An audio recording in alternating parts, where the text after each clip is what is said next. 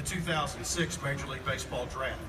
McHenry helped lead the Blue Raiders to the 2004 Sun Belt Conference Championship and a 40-plus win season. McHenry was a 3-year starter and a dynamic defensive catcher that combined tremendous offensive skills to become one of the best to ever play the position at middle. McHenry's 68 career RBIs are still 7th all-time, while his .494 slugging percentage is tied for 9th. McHenry was named to the All-Sun Belt Conference team twice in his 3 years. McHenry is in his 12th season of professional baseball and has appeared in more Major League games than any former Blue Raider, surpassing the previous record of 305 set by Chuck Taylor. His 29 Major League home runs are also the best of any Blue Raider big leaguer. Please welcome inductee number 144 to the Blue Raiders Sports Hall of Fame, Michael McHenry.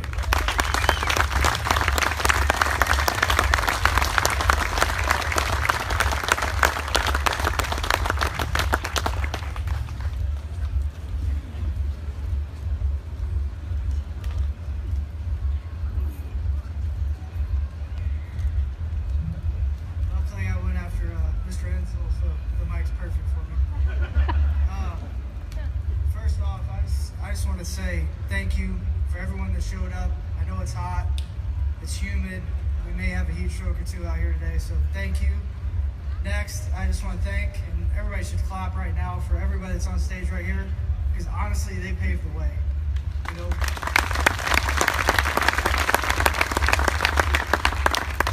my tenure is very short from this university, but being away from it and seeing the growth and everything that's happened here, it's people that's on stage right now behind me that started it, and we have to keep it going. So, you know, I can't thank them enough. I can't thank the committee enough to give me this opportunity to be out here.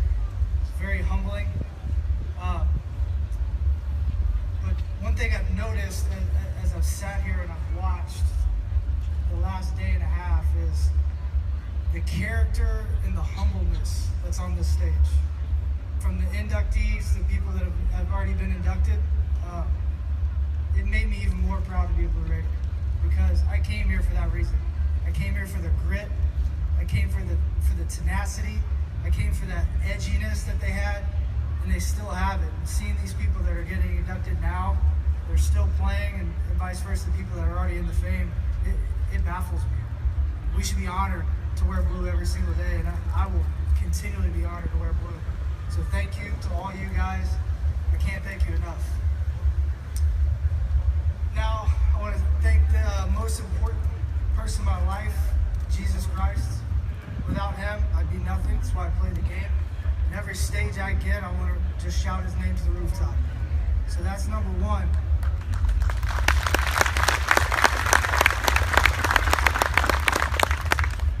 I want to move on to two men that brought me here.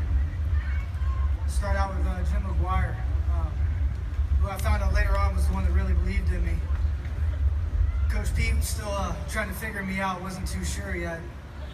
He thought I wanted to play another position when my heart was just dead set on catching. And he asked me, he came to my house and he asked me that question, "You want to catch, son?" I said, "Yes, sir." He said, "Good, I was about to leave." But I thank those two guys constantly. They've been two of my biggest fans, my biggest supporters. They stuck with me my freshman year when I hit 169. If you don't know anything about baseball, that's not good. And also that's lower than my GPA and my weight, so also not good.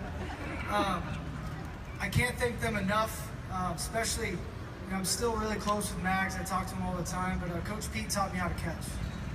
And when I go out through my career, even today, being an older guy, one thing they say constantly is like, "Man, where'd you learn that grittiness?" I said, I had a head coach that threw BP with no ACL. I don't know any other way. And anybody that's out there that's played for Coach Pete or Jim McGuire, they'll tell you the same thing. They go out every single day, they do everything they can, and after I left, I realized how much they really have on their plate.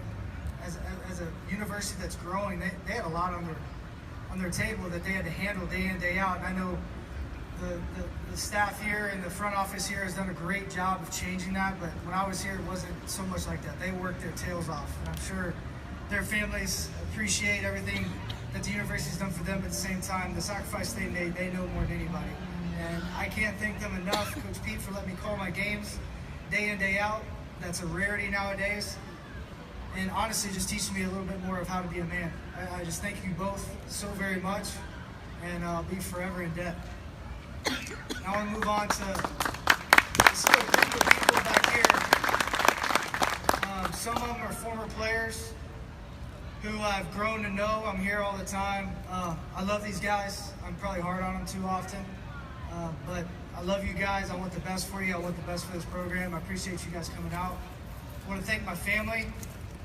I'm gonna talk about a couple different people. All right. This is where it's going to get hard. I tried to wait, but start out with my uncle, John, who was my basketball coach. And I was a ball hog. Basketball was my first love. All I wanted to do was shoot and score. He taught me the tenacity of not being a jughead, as he called me, and the teamwork aspect at a very young age. And I'll be thinking about that all the time, because I always think, like, don't be a jughead, Michael, don't be a jughead. Somebody said, and I know he probably thought it was just a joke, but it stuck with me forever. I want to thank my brother Adam, who's a lot older than me. We didn't grow up together that much, but he always took me in and competed with me. And he never let me just win. And in today's times, people get a trophy for losing all the time. And it drives me insane. If you're not first, you're last. And I know that's a funny quote, but it's so true. And I'll forever think about those competitions on the pavement, where we just played and played and played basketball one-on-one, where we went off and I played against his 32-year-old friends when I was in high school. They pushed me to the ground. We just keep going, bleeding and all. I appreciate you, Adam, and I appreciate your family for being here. You guys have done a lot for me. Thank my brother Jeff for just being an inspiration, the way he's treated my mom, my family, as he's joined our family. You guys are great. God really blessed us with you guys. I want to thank my mother and father-in-law. My father-in-law, who passed away in 2008, who would probably give my mom and my wife the biggest run for their money as my biggest fan. And the guy that probably believed in me more than just about anybody besides a very, very select few. Julia, thank you so much for constantly taking care of Griff as we go through this journey in baseball. And thank you for your wonderful, wonderful daughter. Just make me a better man.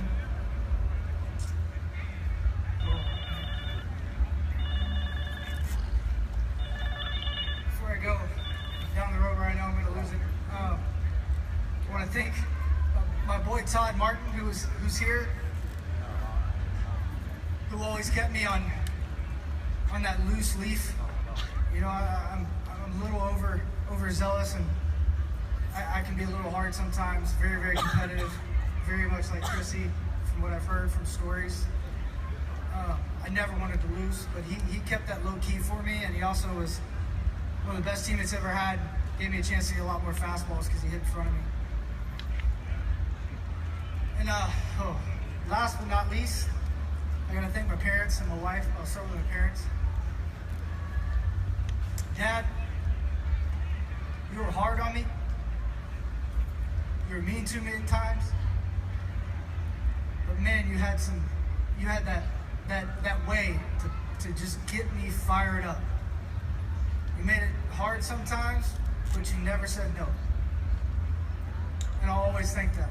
I'll always be thankful for that. My dad didn't grow up with baseball, didn't know much about baseball, but he learned it from me. He gave up fishing for me. He gave up hunting for me. He gave up a lot of things he loved for me. And that's what I would have said 2 years ago. Now, Dad, thank you for teaching me how to fight. As this career's been hard. I've had 4 knee surgeries. I've lost 50 pounds due to mono when I was here. The medical staff put me right back on the field. I've had a lot of things go on. And I always had that fight, and I thought I always got it from my mom. But Dad, I think I may have got it from you watching you battle cancer and overcome it against all odds. Thank you, and I'll be indebted and grateful for the fight you put in my heart and in my genes. And Mom,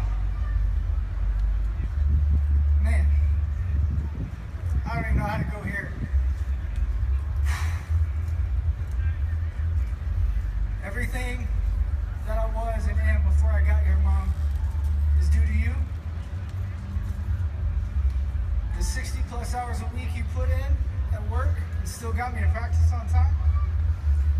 The tutors you had to get me to because of the learning disabilities and things I had. The issues I had as a kid, being premature, you and Dad putting up with that. Everything I am, up until I came here, Mom, Dad, was because of you guys. And Mom, that relentless pursuit that I have to be the best against everybody's wishes in my career is because of you and what you showed me through your life. And the more I found out about how hard your life was, I'm even more grateful. Thank you for giving me what you never had. I really, really appreciate it, Mom. Last but not least, my wife, who's been here from day one. I hit 169, I said earlier in the year, or in my freshman year. I started dating her my sophomore year. It all changed then. So that's a big part of it. But no, seriously, Jacqueline, all the crap you've put up with, all the belittling you've put up with, being referred to as a baseball player's wife instead of Jacqueline, teaching me how to write, teaching me how to speak, teaching me how to communicate to a degree where I'm not scared to stand up in front of 10,000, 20,000 people anymore, where I was scared to stand up in front of 2. Teaching me how to read in front of people and believe in myself in a way I never had. Teach me to be a true man and stand up for who I am and not be a people pleaser. Teaching me to go at it with the respect to everyone around me, to give more than I receive.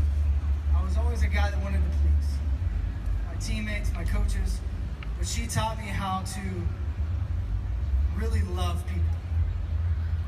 She does more for people on a daily basis and throughout her life than I could ever wish to do, and she never says a word about it. She never talks about it. She never wants credit for it. She never wants anything.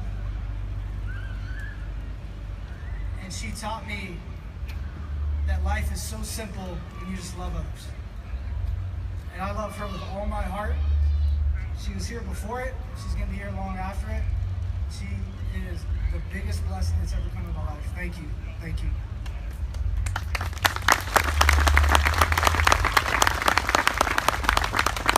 The last thing I want to say, just because I don't want to leave the stage crying, is everybody came here to support me. I also want to thank everyone that doubted me. Everyone that doubted all of us on stage. I was told I was too short. I was told I couldn't catch. I was told I couldn't do this, couldn't do that. I thank you.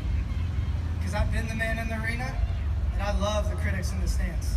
Because every one of you I've gotten to prove wrong. And I continue to do the same thing over and over again. So keep doubting me, and let's keep going. Go Blue, and thank you. God bless.